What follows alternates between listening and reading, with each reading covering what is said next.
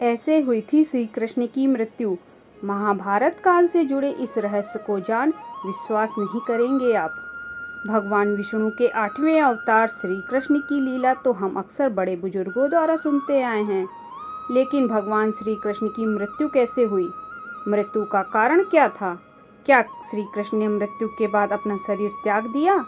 और उनकी मृत्यु के बाद क्या हुआ? इन सब सवालों के जवाब जानने की जिज्ञासा हर किसी के मन में जरूर होती है। आइए आज हम आपको बताते हैं कि आखिर भगवान श्री कृष्ण की मृत्यु कैसे हुई।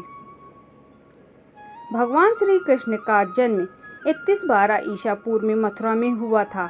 हालांकि उनका बचपन वृंदावन, बरसाना, नंदगांव, गोकुल और द्वारका आदि जगहों पर बीता। बताया जाता है कि महाभारत के युद्ध के बाद श्री कृष्ण ने द्वारका पर 36 वर्षों तक राज किया, जिसके बाद उन्होंने अपना देह त्याग दिया था।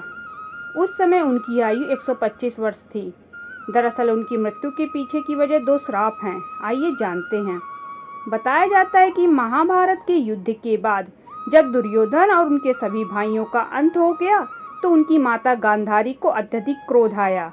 अपने बेटे के श्राप पर शोक व्यक्त करते हुए रणभूमि पर गांधारी ने श्री कृष्ण को 36 वर्षों के बाद मृत्यु का श्राप दे दिया। ये सुनकर पांडव चकित रह गए, लेकिन श्री कृष्ण मुस्कुराते हुए इस अभिशाप को स्वीकार कर लिया। इसके बाद ठीक 36 वर्षों के बाद उनकी मृत्यु हो गई। उनकी मृत्यु एक शिकारी के हाथों हुई। भागवत पुराण में बताया गया है कि एक बार श्री कृष्ण के पुत्र शाम ने शरारत करने की सोची।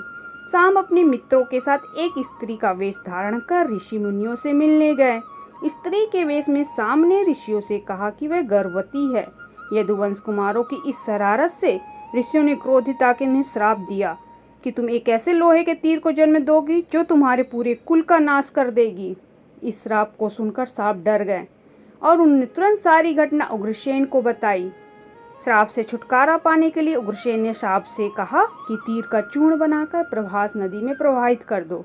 इसके बाद सांप ने वही किया। इसके बाद उग्रसेन ने राज्य में ये आदेश पारित किया कि यादव राज्य में कोई भी किसी प्रकार की नशीली सामग्री का इस्तेमाल, उत्पादन या वितरण नहीं करेगा।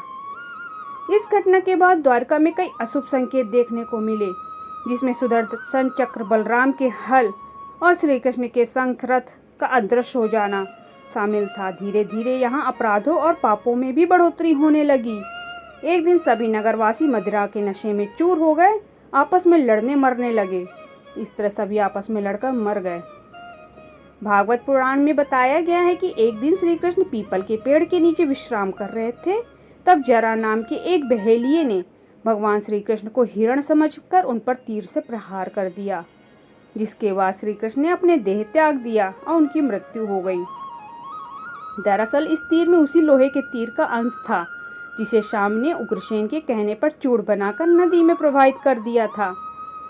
इस प्रकार ऋषि के श्राप के अनुसार ही समस्त यदुवंशियों का नाश हो गया।